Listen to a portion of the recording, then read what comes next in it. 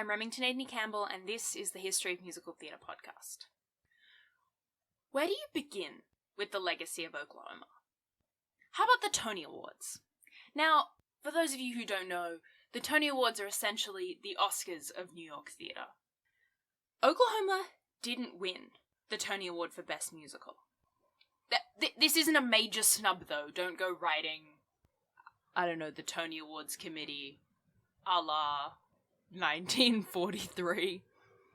Best Musical didn't exist as a category. It didn't exist until 1948, when Kiss Me Kate would win. So why am I talking about the Tony Awards? Heck, I don't think the Tony Awards existed at this time. It is my own personal opinion. A hypothesis, so to say, backed by the vibes I got researching this show, that the Best Musical Award wouldn't have come to be without Oklahoma. It wouldn't have come to be in the same time frame. It needed a musical to go out and prove musicals can be art. I don't think Best Musical would have existed without Oklahoma and the wave of integrated musicals which followed it. I mean, Kiss Me Kate is a pretty well integrated show. Integrated for a Cole Porter show. You may remember that Cole Porter is the main man of musical comedies. This brings me pretty neatly into the next part. What is the legacy of Oklahoma? Integrated musicals. Isn't that what we're all here talking about? Or I guess it's just me. It's just me talking about it. This change happened in a couple of ways.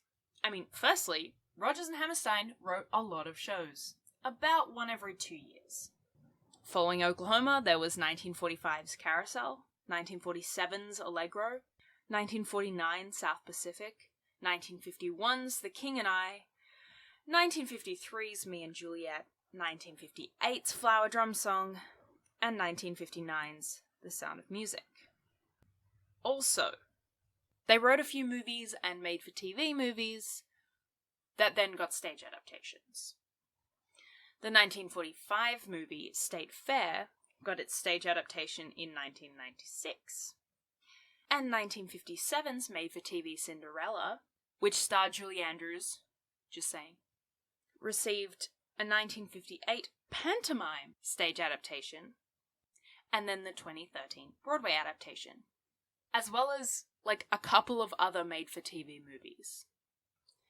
This last one, Cinderella, was pretty impressive.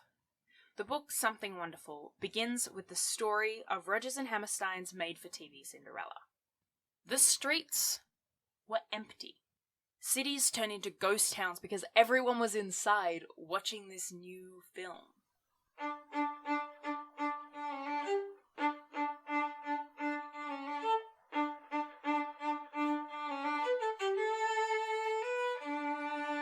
And it wasn't just the shows the pair wrote that made this change.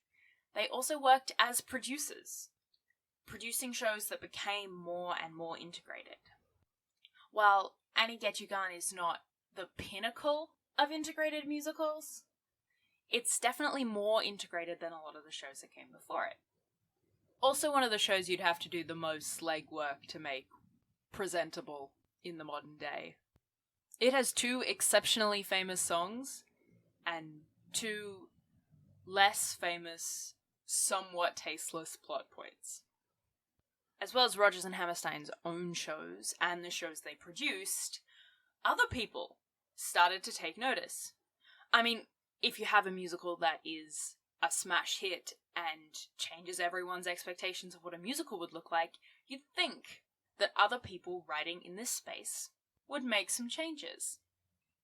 Not everyone went straight from writing Anything Goes to writing Kiss Me Kate, or Cole Porter references. But bit by bit, musicals got more and more integrated. The idea of songs progressing the plot became normal. Back to some more direct influences. In episode 4, I spoke about the Hammersteinesty, a word I coined because I think it's hilarious. Now, I want to bring your attention to something a little bigger. The Rodgers and Hammersteinesty. There are generations of musical writers who came after these luminaries. To point this out, I would like to return to the 1960 Tony Awards. The Sound of Music and Fiorello were tied for Best Musical, in, I believe, the only time that's ever happened. But there were two other shows nominated that I want to talk about. Gypsy by Stephen Sondheim and Once Upon a Mattress by Mary Rodgers. For Stephen Sondheim, Oscar Hammerstein II was a mentor and a lyric writing coach, and also a surrogate father figure. If you're not up on your musical theatre history, then first, hi, you're in the right place. And secondly, Stephen Sondheim is a big deal in musical theatre. He was the lyricist on West Side Story, as well as writing Sweeney Todd, Into the Woods, Company, Merrily We Roll Along, and of course, Gypsy. He's known for his intelligent rhymes and nuanced lyrics and layered vocal parts. It's not a Sondheim show if a couple of people aren't singing totally different lyrics over the top of each other. The other show was Once Upon a Mattress. Now, for those of you who are wondering, yes, Mary Rodgers is that Rodgers. She is the daughter of Richard Rodgers. She also had a son who got into writing musicals, Adam Gattell, who is best known for the show The Light in the Piazza. An amazing little bit of trivia is that the novella that show is based off, which has the same title, was kind of passed down from family member to family member as something someone should adapt. Apparently Oscar Hammerstein was thinking of adapting it, and then Mary Rodgers was thinking of adapting it, and then finally Adam Gattell wrote this absolutely beautiful show.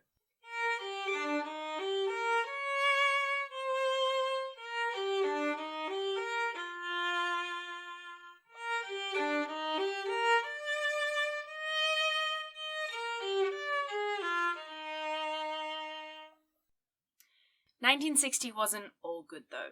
It was also the year that Oscar Hammerstein died from stomach cancer, only a few months after the opening of The Sound of Music. Lights on Broadway and in the West End were dimmed, and for the 1965 film adaptation of the pair's final musical, Rodgers wrote both the lyrics and the music for the additional songs. Rodgers continued writing musicals, including Do I Hear a Waltz, with Hammerstein's protege, Stephen Sondheim.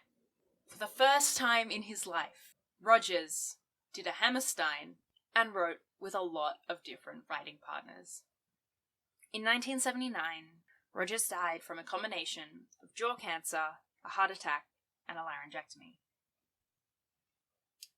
Just to pull us all out of that sad, let's talk about one of the most joyous art forms, I think, that exists, dance.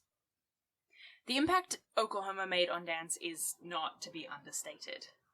Agnes DeMille was part of the movement which made dance into an art form rather than a sideshow, and which removed ballet from being the exclusive domain of the Russians. In the years that it ran, Oklahoma was a magnet in the dance world, drawing people in. In her autobiography, No Daughter of Mine is Going to Be a Dancer, something Agnes DeMille could have titled her own autobiography but didn't, Shari Traver Underwood described the constant spectre of Oklahoma for dancers across the country. As she trained and danced multiple seasons at Jacob's Pillow, more and more dancers were pulled to New York to audition. She ended up auditioning unsuccessfully for Oklahoma, but did end up on tour in another Agnes DeMille show, Bloomer Girl.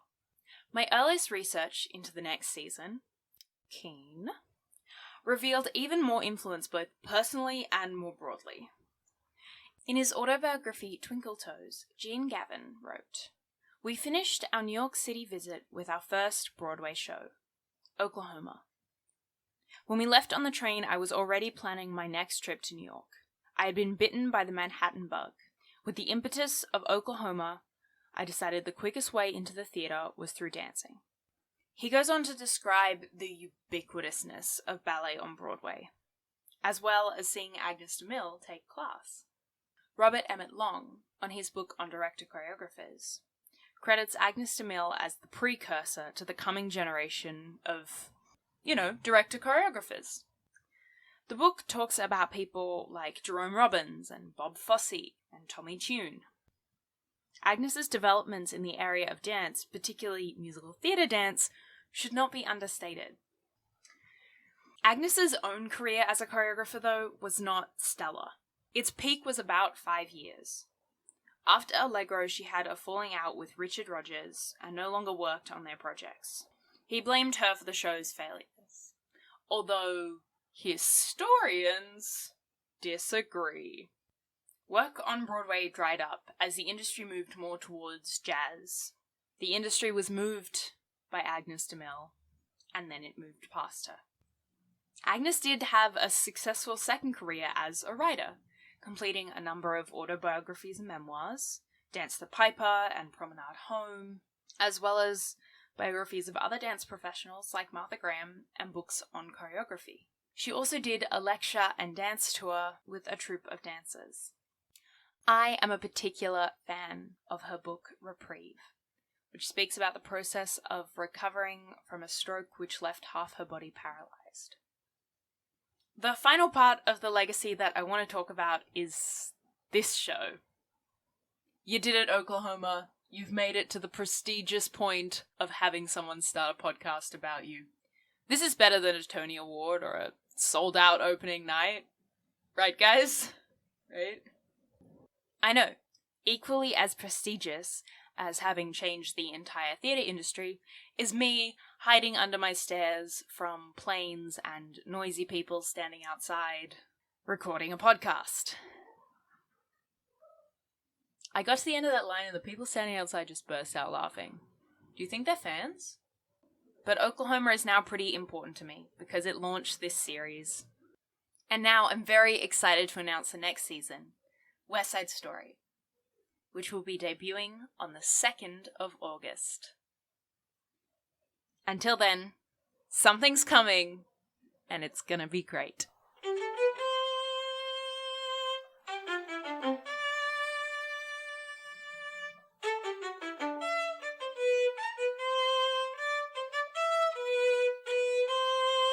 If you have any feedback on the show, I would love to hear it. Positive or constructive. This first season was produced entirely by me with a really low budget and a kind of hectic schedule. So I'd love to know what worked, what didn't work, and the ways you think I can improve. Yeah. If you'd like to share comments with me, either comment them where you found this podcast or send me an email at outofthewingsmedia@gmail.com.